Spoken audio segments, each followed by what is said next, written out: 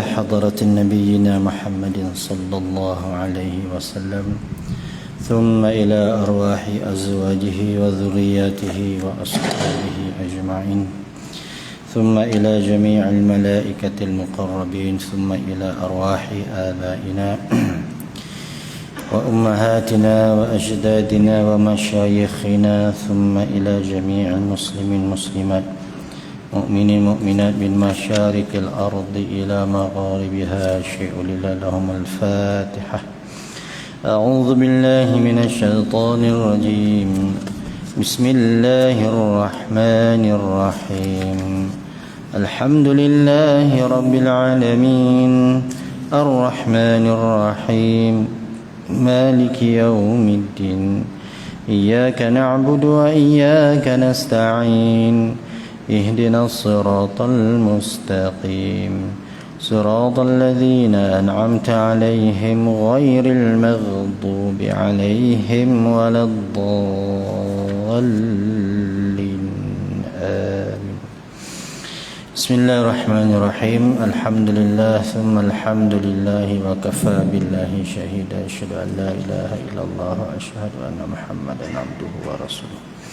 رب اشرح لي صدري ويسر لي أمري واحلل عقدة من لساني يفقهوا قولي. سبحانك لا علم لنا إلا ما علمتنا إنك أنت العليم الحكيم ولا حول ولا قوة إلا بالله العلي العظيم. Bismillahirrahmanirrahim. Alhamdulillah, syukur pada Allah Subhanahu wa taala kerana kita dapat bersama lagi dan kita sambung lagi pengajian kita dalam kitab Mau'izatul Mukminin, iaitu peringatan untuk orang-orang mukmin yang dirumus daripada kitab Ihya Ulumuddin, iaitu kitab karangan Imam Al-Ghazali rahimallahu taala alaihi. Jadi ini adalah ringkasan daripada kitab Ihya Ulumuddin. Maksudnya siapa-siapa yang khatam baca kitab ni, dia telah membaca seluruh kitab Ihya Ulumuddin, ringkasan lah. Dan susunan dalam kitab ini pun sama, dia mengikut sebagaimana yang disusun oleh Imam Al-Ghazali, Syekh Hujjatul Islam. Jadi saya pun dah sebulan tak buka kitab ni di sini kan, jadi lupa di mana. Tetapi seingat tanda saya lah ya, kita masih lagi membicarakan babul aqidah ahli sunnah wal jamaah. Muqaddimah ini, iaitu ataupun bab yang pertama ini, Imam Ghazali menulis atau membicarakan bab aqidah. Begitu juga kalau kita lihat kitab Melayu, iaitu Sirus Salikin karangan Syekh Abdul Samad Al-Palembang pun, dia memulakan dengan kitab aqidah dulu, kemudian barulah kitab taharah atau fiqh. Ya, kitab Sirus Salikin karangan Syekh Imam Abdul Samad Al-Palembang itu, kalau tuan-tuan nak baca, itu kitab fiqh tasawuf.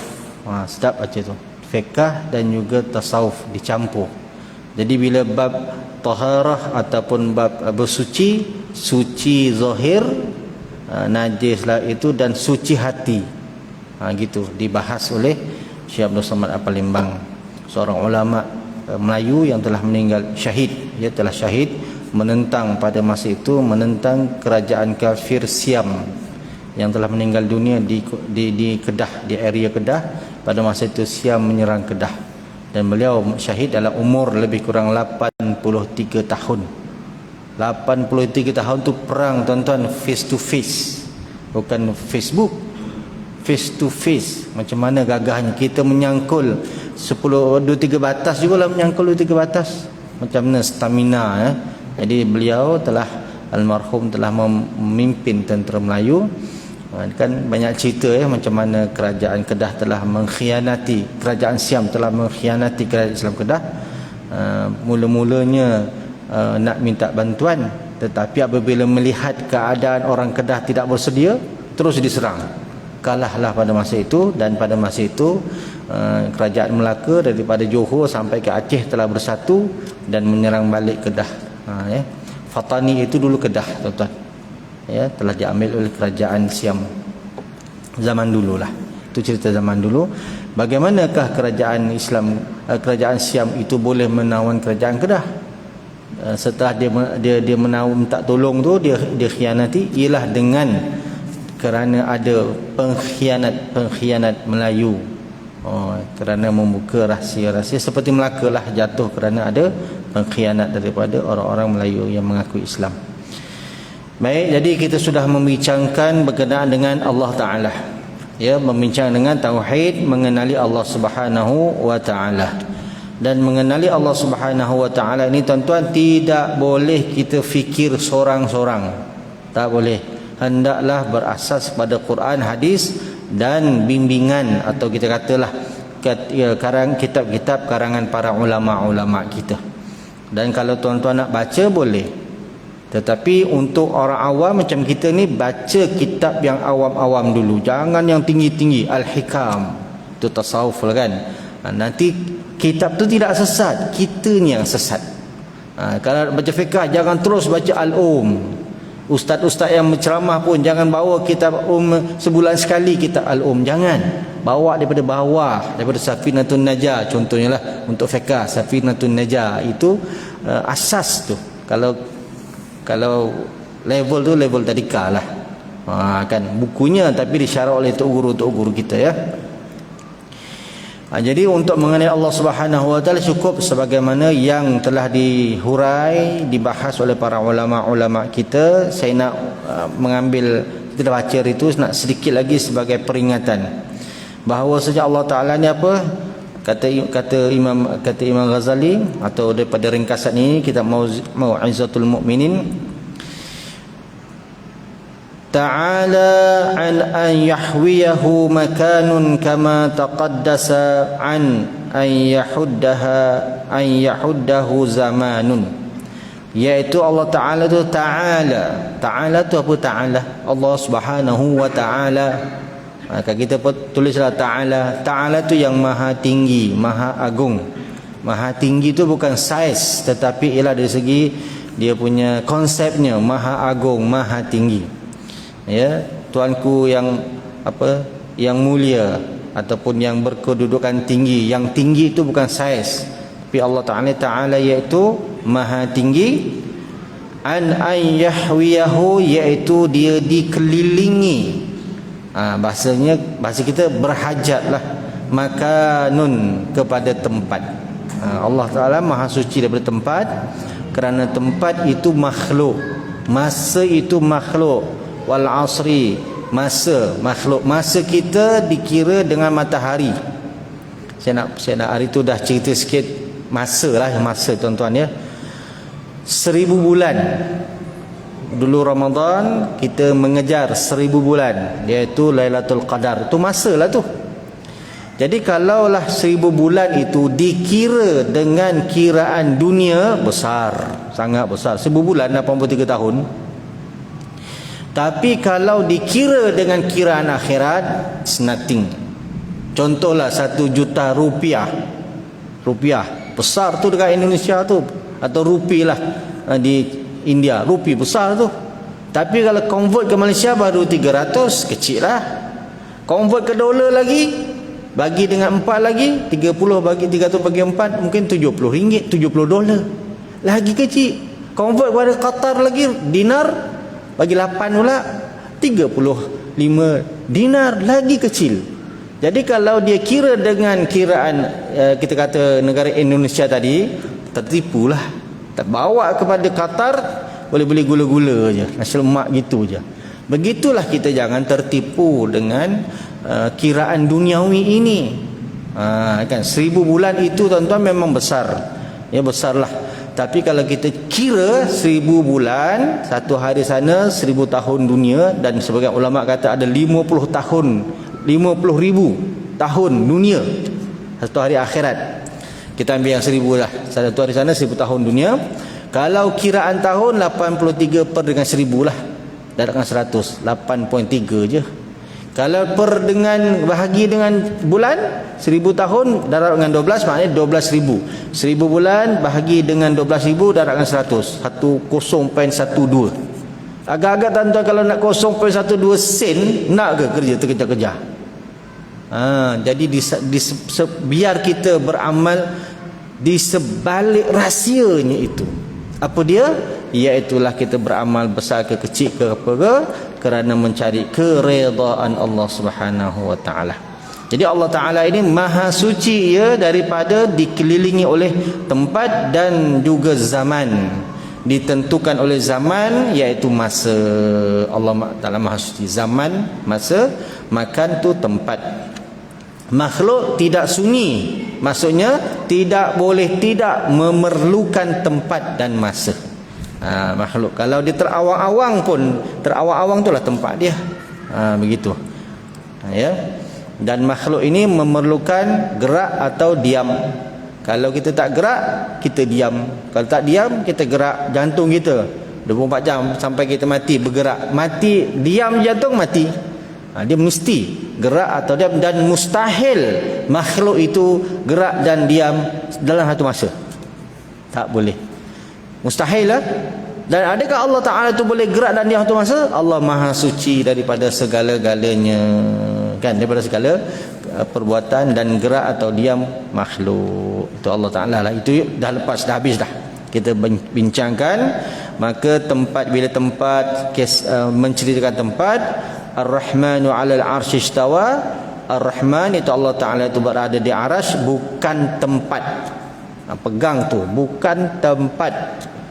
Kalau salaf dia tak bincang, dia noktah wallahu a'lam, warasikhuna fil 'ilmi yaquluna amanna bihi kullun min 'indi rabbina. Mereka serah pada Allah Ta'ala. Bagaimana? Wallahu a'lam. Bila kaifa, tanpa bagaimana. Tiada persoalan, tiada perbincangan, serah pada Allah. Tak apalah, mereka boleh, sebab zaman 300 ke atas tu zaman semuanya hebat-hebat, big player. Imam Malik kat situ, Hasan Basri pun kat situ, hebat-hebat. Rasikh maknanya orang yang mantap ilmunya. Warasikhuna fil 'ilmi, yang mantap. Mereka mantap. Tapi zaman kita, Allahu Akbar, ramai yang bukan yang apa dia ulama, tapi yang juhala, yang jahil ramai, ya.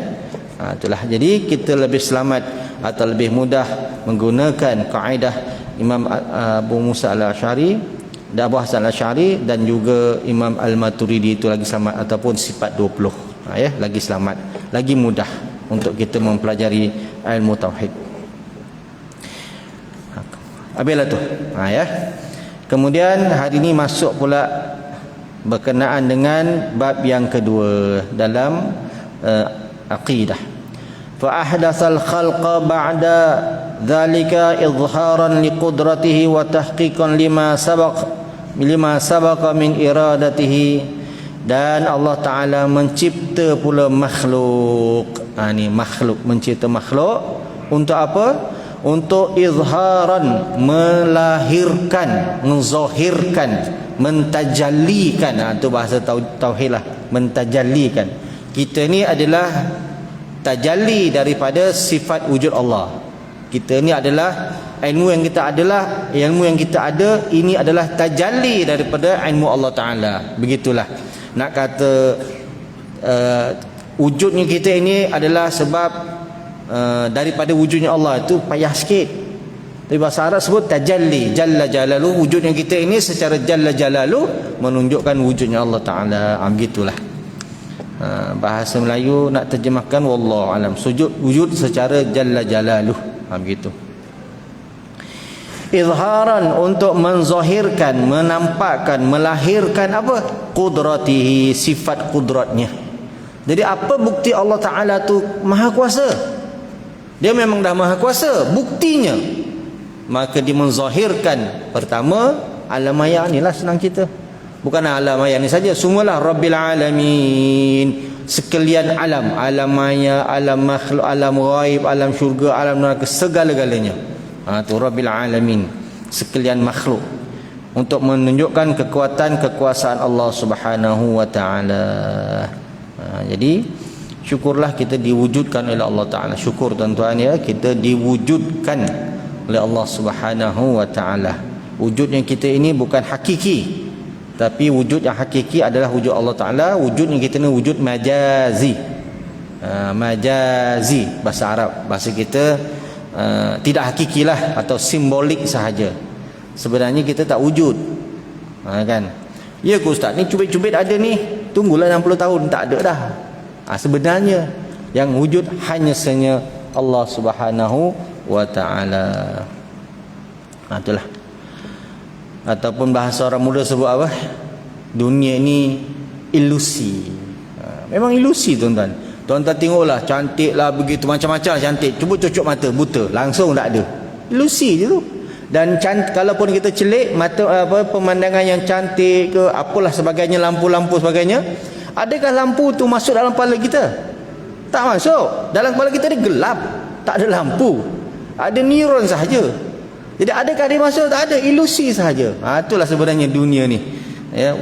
Wa mal hayatud dunya illa la'ibun. Tiadalah kehidupan dunia ini sebagai melainkan la'ib, mainan sahaja, game sahaja, ilusi sahaja. Ilusi pun, game pun adalah dosa pahalanya. Jangan langsung buat dosa ilusi je ustaz. Buat ibadah ilusi je ustaz. Itu adalah dia punya dosa dan pahalanya. Izharan liqudratihi, untuk melahirkan, menunjukkan kudratnya, wa tahqiqan, dan juga untuk mentahqiq, merealisasikan, untuk membenarkan. Membenar, tahqiq itu hak, untuk membenarkan lima sabaqa min iradatihi, barang yang dikehendakinya. Ada kuasa tapi tak mahu, tak jadi juga. Jadi berlakunya semua makhluk ini menunjukkan Tuhan tu ada kehendak, ada ilmu, ada hayun, ada sama, ada basar, ada segala-galanya, ya. Begitulah. Allahu akbar. Sebab itulah mereka yang arif billah, yang kenal Allah Subhanahu wa taala, mereka akan sentiasa berzikir. Zikir khusus ataupun zikir umum. Zikir khusus yang khususlah, Allah ke subhanallah ke Allah sebagainya. Zikir umum, lihat pokok, di situ ada Allah Ta'ala. Maknanya ingat Allah Ta'ala yang mencipta pokok. Lihat awan, lihat air, lihat tanah, lihat diri. Allah, Allah, Allah. Kan? Begitulah tuan-tuan. Ya. Jadi ada orang tanya, antara zikir, bolehkah zikir itu dengan zikir kita mengenali Allah Ta'ala? Dengan selawat sahaja, selikir sahaja kita mengenai Allah, subhanallah, subhanallah, subhanallah sebagainya. Ya, jawapannya tak boleh. Jawapannya mesti ilmu dulu. Fa'lam annahu la ilaha illahu, ketahui olehmu bahawasanya tiada Tuhan melainkan Allah. Fa'lam dulu. Fa'lam tu ilmu lah. Berilmulah dulu bahawasanya Allah la ilaha illallah. Ilmu, apa maksud ilmu? Ilmu ni al-ilmu qabla al-qawli wal fi'li. Ilmu itu ialah sebelum percakapan dan perbuatan. Mesti ada ilmu. Ibadah kita ni pun tuan-tuan, ibadah kita ni kalau tidak based on ilmu, tidak diterima oleh Allah Ta'ala walaupun sah. Sebab kebetulan sah. Fiqah senanglah. Puasa ada tahu wajib, tahu sekurang-kurangnya cukup dah tu. Sembahyang tahu wajib, dan tauhid. Cuba tanya orang luar-luar yang tak belajar ni, budak-budak remaja yang tak belajar ni. Allah Ta'ala tu ada, apa buktinya? Allah Ta'ala tu, tanyalah sifat Allah Ta'ala ke? Kan? Iradat, apa buktinya? Bahaya tu, ya. Baik. Itulah. Mesti dengan ilmu. Setelah ada ilmu, barulah kita berwirid, berzikir dan sebagainya. Kemudian wa annahu azza wa jalla yuthibu ibadahu. Ini masuk dah bab ketaatan, bab ibadah. Dan dialah Allah Subhanahu wa taala yuthibu, memberi pahala, saub, iaitu memberi baju, memberi pahala, ganjaran ibadahu akan hamba-hambanya al-mu'minin, yang beriman. Di atas apa? Ala ta'ati, di atas ketaatan mereka. Jadi tuan-tuan, ibadah kita lah, ibadah ataupun disebut ketaatan. Taat ada dua. Satu taat dalam melaksana, satu taat dalam meninggalkan. Melaksana tu perkara-perkara yang baik, dapat pahala. Meninggalkan tu dia perkara-perkara yang haram, dapat pahala. Kita tidak minum arak sebab sejak dululah kan, sejak kita tahu haram kita tinggal, dapat pahala. Meninggalkan arak 24 jam dapat pahala. Kalau tanya semalam sama, tanya hari ni sama, tanya besok pun sama juga. dapat pahala free tuan-tuan. Subhanallah. Tu untung tu orang mukmin tu. Ya. Kenapa tak ambil rasuah ni? Allah Taala ataupun berdosa lah kita kata, pahala sepanjang hidup. Kenapa tak ambil rasuah ni? Kena tangkap SPRM. Tak dapat pahala langsung. Bahkan syirik lagi. Meninggalkan sesuatu ibadah atau sesuatu ketaatan, satu maksiat bukan kerana Allah, syirik. Melakukan sesuatu ketaatan bukan kerana Allah, riak. Sembahyang kerana mak mertua, sembahyang kerana kawan dan sebagainya lah, riak. Gitu ya, kata para ulama kita. Untunglah kita. Untunglah kita tidak mencuri, tidak zina, tidak macam-macam, minum arak dan sebagainya, kerana Allah Taala pahala 24 jam, tidur pun dapat pahala. Tidur pun dapat pahala. Allahu Akbar. Kalau tidurnya kita, contohlah tidur lewat kan, menyebabkan kita tidak solat subuh sebab tidur lewat, maka tidurnya kita itu dosa. Kalau tidurnya kita menyebabkan kita tertinggal qiyamul lail, maka tidurnya kita makruh. Kalau tidurnya kita, tidur malam ni tidur malam lah, membolehkan kita untuk beribadah sehat gitu ini sebagainya, maka tidurnya kita pahala. Pilihlah mana suka. Kan, pilih mana suka. Pilihan di tangan anda. Baik, ketaatan ibadah kita. Adakah Allah Subhanahu wa taala memerlukan, berhajat kepada ibadah kita tu? Sembahyang kita, puasa kita tu, jawapannya sedikit pun tidak. Tak ada tuan-tuan. Kalau semua makhluk Allah Taala ni taat setaat-taatnya macam malaikat, satu detik, satu dot darjat Allah Taala pun tidak akan naik. Kalau semuanya engkar jadi iblis belaka, jadi syaitan belaka, semua ni satu dot, satu titik pun darjat Allah tidak akan turun. Allah tidak memerlukan sesuatu, langsung tidak. Jadi kita ibadah untuk apa? Ni dia. Pertama sekali untuk syukur. Ya Allah, terima kasih ya Allah, terima kasih ya Allah. Itulah khusyuk jadinya. Sembahyang Allahu Akbar, terima kasih ya Allah, bolehlah aku sembahyang ya Allah. Campur dengan khauf, takut. Takut apa?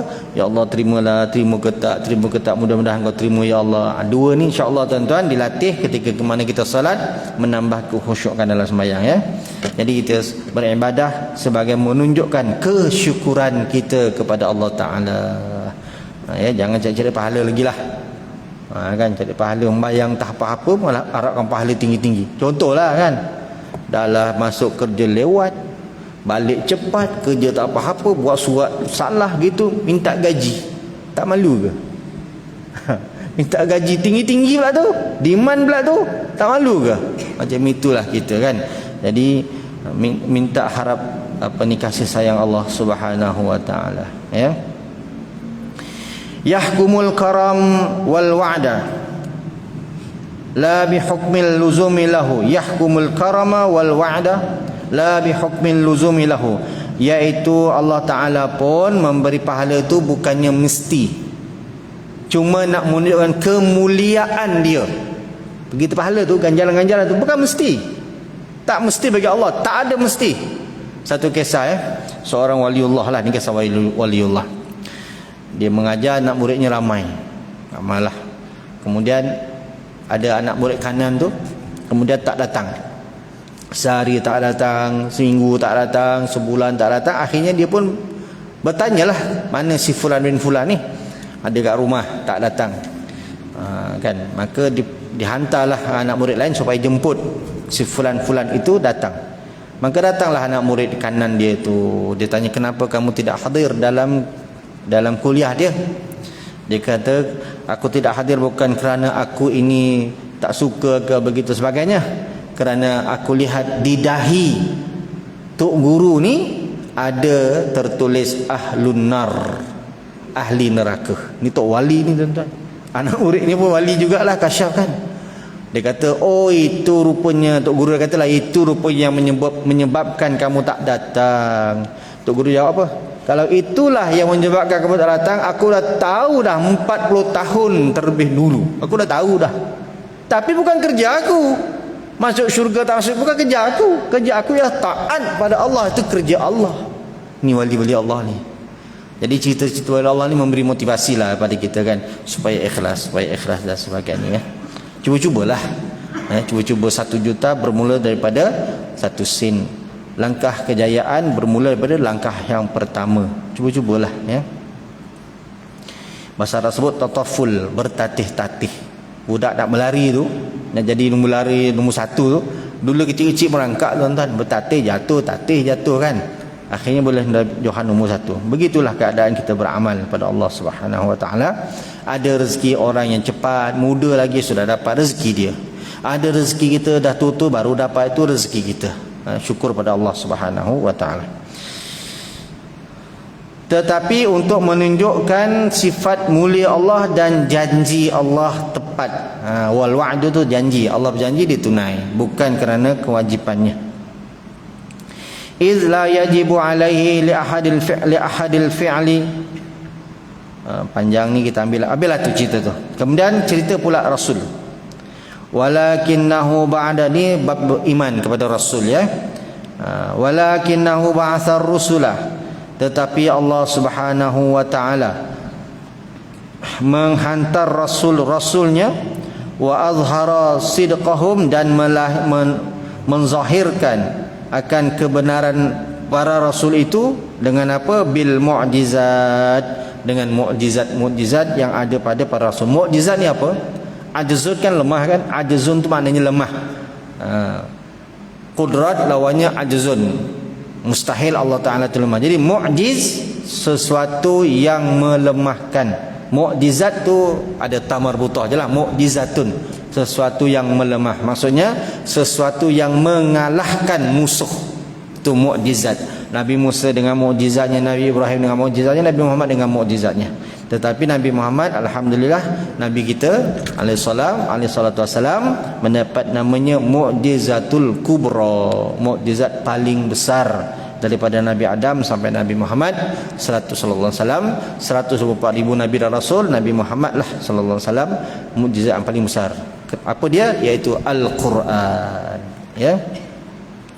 Dan Al-Quran ini tuan-tuan, Nabi Muhammad dapat, kita pun dapat. Mukjizat nabi-nabi lain, semua nabi-nabi saja yang dapat kan. Namun begitu Nabi Ibrahim, contohlah Nabi Ibrahim kan, tidak hangus dibakar. Bukan tidak hangus tuan-tuan, sehelai bulu pun tidak ada yang terbakar. Sentuh api pun tidak. Bukan sehelai bulu, sebutir debu pun tak ada di atas bahu Nabi Ibrahim alaihissalam. Itu mukjizat dia. Hebat ni, hebat. Namun begitu, doa ataupun kita kata mukjizat itu, doa dia ada di dalam Al-Quran dan kita boleh amalkan. Kita boleh. Jadi kepada mereka yang bekerja sebagai ahli bomba ke dan sebagainya, boleh diamalkan. Qulna ya naru kuni bardan wa salaman ala Ibrahim. Nabi Sulaiman, mukjizatnya orang paling kaya, ada dalam Quran doanya. Nabi siapa lagi? Nabi Sulaiman, Nabi Yusuf, orang paling lawa, paling handsome, ada dalam Quran dia punya doanya kan. Jadi ajak-ajaklah ya anak-anak kita ke, menantu-menantu kita ke, nampak gaya depan-depan ni semua ada menantu belaka dah kan. Doa ketika anak kita perempuan atau menantu kita perempuan atau muslimah sendiri mengandung, baca doa ni. Doa supaya anak tu cantik, handsome dan sebagainya lah. Apa dia? Falamma ra'ainahu akbarnahu wa qatta'na aydiyahun wa qulna hasya lillah ma hadza basharan in hadza illa malakun karim. Ni ceritanya ialah datin kawan-kawan Zulaikha radhiyallahu anha setelah ada isu dia goda Nabi Yusuf selalu depan. Semua mak datin ni berkata falamma ra'ainahu, apabila mereka semua melihatnya Nabi Yusuf, akbarnahu, mereka mengagungkannya. Kalau kita kata wow gitulah, wow gitu. Wa qatta'na aydiyahun, mereka potong jari-jari tak perasan, fana tu. Kan betapa cantiknya memukau. Wa qulna hasyalillah, dan mereka semua kata hasyalillah, ni apa benda ni? Ma hadza basyaran, ini bukan orang.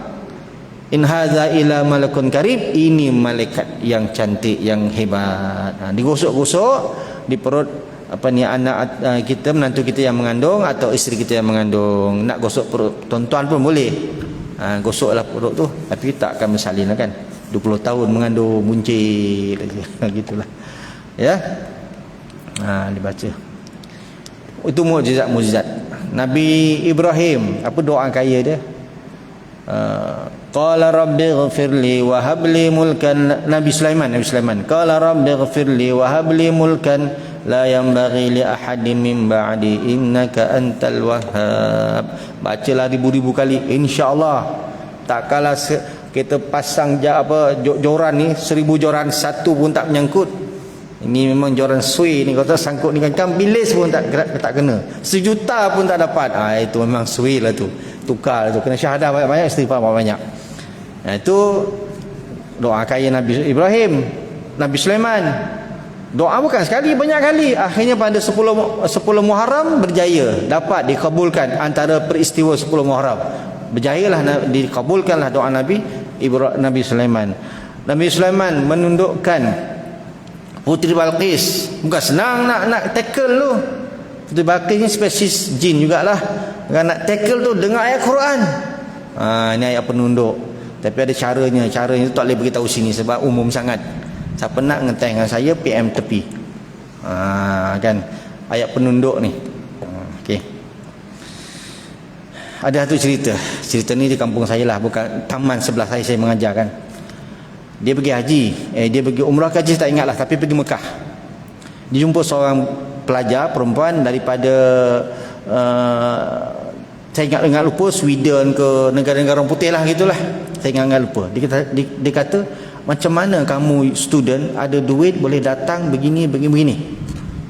Kan padahal susah orang-orang sana nak datang berbanding orang Malaysia. Dia sampai immigration tu dia kena buka dia punya ini sebab orang Arab tak percaya. Kalau orang Malaysia tu jalan je. Dia kata dia amalkanlah ayat penunduk ni. Dia amalkan ayat penunduk. Innahu min Sulaiman wa innahu bismillahirrahmanirrahim alla ta'lu alayya wa'tuni muslimin. Datanglah kamu pada aku dalam keadaan menyerah diri. Akhirnya Puteri Balqis datang kepada Nabi Sulaiman dalam keadaan menyerah diri. Tu belum cerita bagaimana istananya pula diangkat oleh Asif Al-Barkhaya, seorang waliullah itu. Asif Al-Barkhaya duk berlawan dengan jin. Jin kata, Ifrit kata, sebelum Nabi Sulaiman AS duduk dan bangun dah sampai. Asif Al-Barkhaya kata sebelum berkelip mata sampai. Itu hebatnya orang yang berilmu. Itu Asif Al-Barkhaya apa doanya?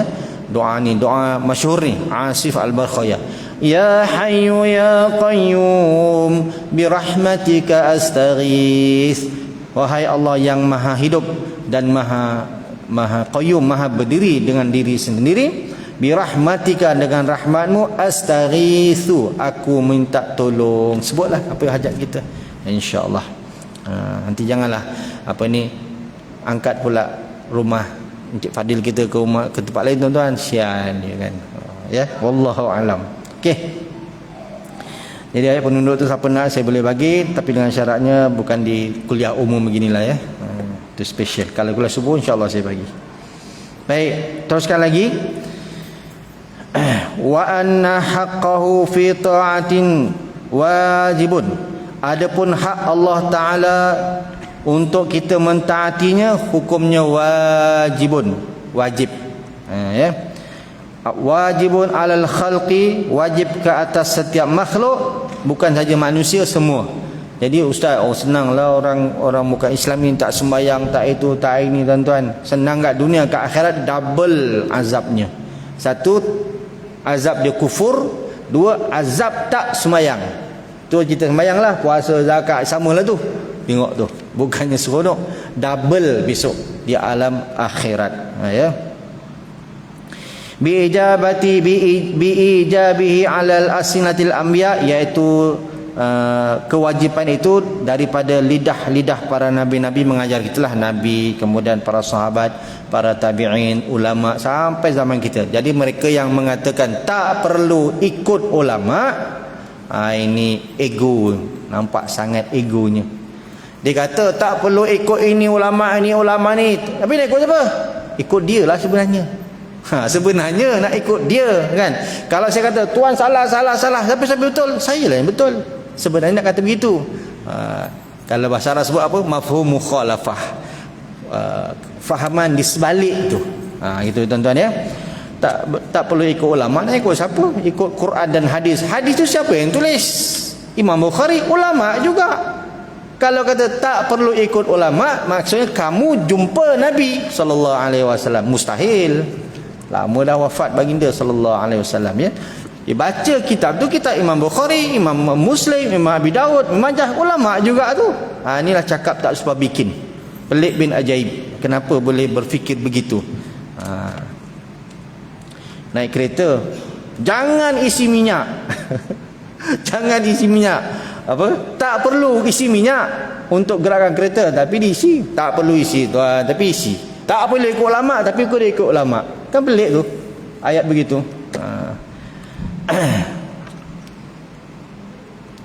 Baik, teruskan lagi. La mujarradil aqli, bukan hanya berpandukan akal semata-mata. Maksudnya kita ini memahami agama dengan ajaran daripada para nabi dan juga diturunkan kepada para sahabat dan sampailah pada kita semua ya. Tapi kalau Mu'tazilah dia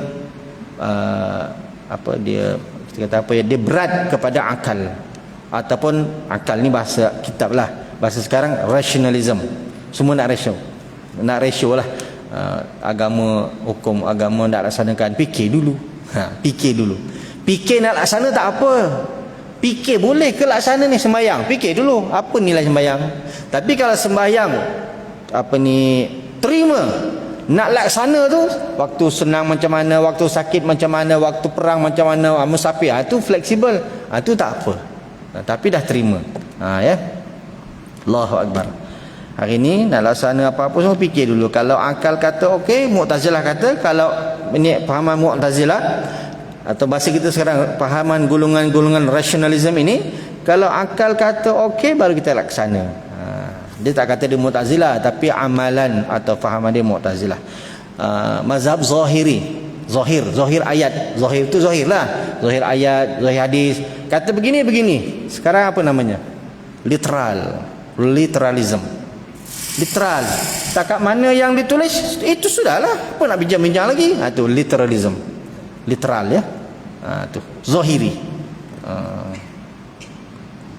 Bahaya tu, bahaya. Sebab bahasa Quran ni ada yang secara literal dan yang tersurat dan ada yang tersirat. Tersirat tu lagilah hebat. Sebab mukjizat Al-Quran antaranya ialah bahasa. Sebagai contoh, hurimat alaikumul maitatu waddamu walahmul khinzir. Diharamkan ke atas kamu maitatu bangkai, waddamu darah, walahmul khinzir dan daging babi, wa ma uhilla li ghairillah dan barang yang disembelih bukan kerana Allah.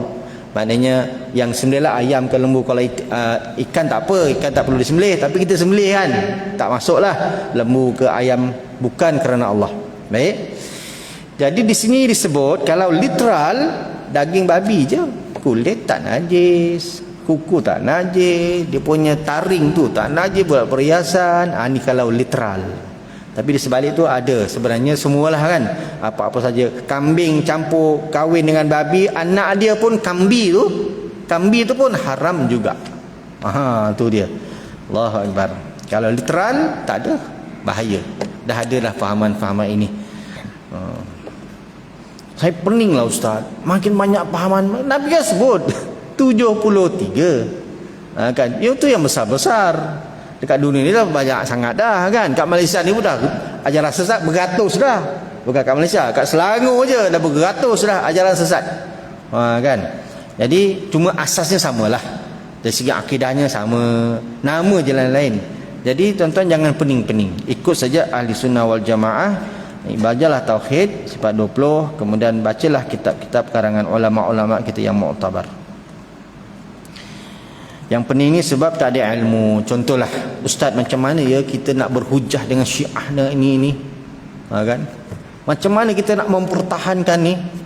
Berat tuan-tuan. Jawapannya mudah aja. Isilah dirimu dengan ilmu, automatically kamu tertahan. Kamu dah ada defense. Kan? Isi aja ilmu. Yang tak berisi ni yang pening ni. Kan berhujah itu bukan tugas kita. Serah pada para ulama-ulama kita yang alim-alim, yang hebat-hebat. Kita qu anfusakum wa ahlikum nara. Jaga diri kita dulu. Kan kita jaga kita dulu dan ahli keluarga ya. Itu minimal lah.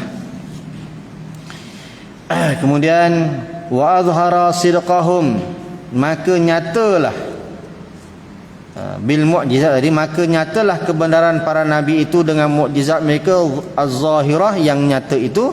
Faballaghu amrahu, maka para nabi pun menyampaikan tugas-tugas mereka. Baik. Untuk siapakah mereka diutus ini? Akhirnya sekali, iaitu wa annahu ba'atha nabi al-ummi, dan sesungguhnya Allah Ta'ala akhir sekali mengutuskan Nabi yang ummi, Al-Quraisy, yang berbangsa Quraisy, Muhammad sallallahu alaihi wasallam, ilal arabi, kepada bangsa Arab, wal ajami, bukan Arab, wal jinni, bangsa jin, wal insi, bangsa manusia. Jadi jin dan manusia mereka wajib ikut Islam Nabi Muhammad sallallahu alaihi wasallam. Dan saya nak peringat kepada diri saya dan juga tuan-tuan, kalaulah ada di sana contohlah kena rasuk, kena apa dan sebagainya, jangan dipukul dulu si jin tu, jangan disembelih dulu, jangan dulu tuan-tuan, dakwah dulu, Islamkan dahulu. Jin ni yang kafir hitam, kalau Islam dia cerah lah.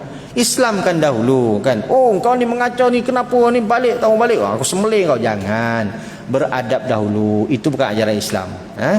Ustaz, dia tu jin jahat. Siapa kata jahat? Tantah dia tu stres. Kau tahu kan, ada PhD tak ada kerja, stres. Ngacau orang. Ni bahasa kelakar lah, tapi begitulah wallahu alam ya. Jangan kita berakhlak yang jahat, atau kita mesti berakhlak mulia lah dengan semua makhluk, dengan binatang, dengan kenderaan zaman Nabi tu unta, kenderaan zaman kita servis kena elok. Ini 10 tahun tak pernah basuh motor tu, 10 tahun, tapi tonggang sana tonggang sini, kena dibasuh, kena diservis. Istilah kita berakhlak, bertata susila, kena disantuni makhluk-makhluk Allah Subhanahu wa taala. Akhir sekali, tapi akan datang insya-Allah cerita berkenaan dengan kiamat, beriman dengan kiamat. Tapi perenggan kita ini, wa annahu khatama risalati wan nubuwati bi ba'tsatihi, maka Nabi Muhammad adalah penutup kepada siri kerasulan dan kenabian, dan faja'alahu akhirul muslimin, maka Allah Ta'ala menjadikan Nabi Muhammad adalah orang mursalin, orang terakhir sekali nabi-nabi.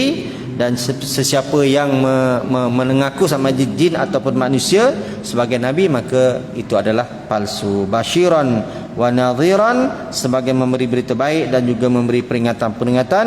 Wa da'iyan ilallah, dan menyeru kepada Allah Subhanahu wa taala. Itu beriman kepada nabi dan rasul. Nanti insya-Allah beriman kepada hari kiamat pula. Wallahu alam.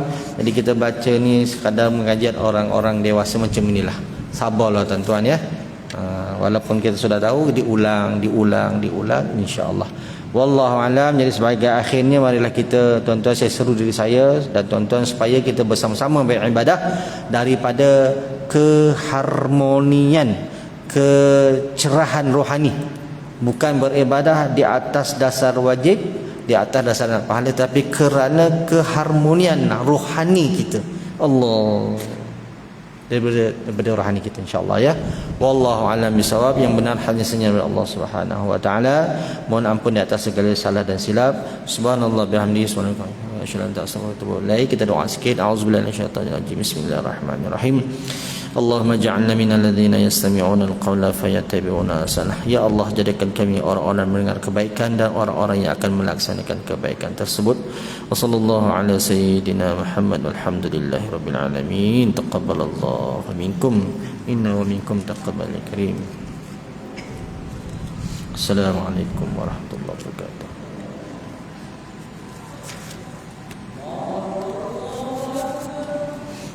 Allah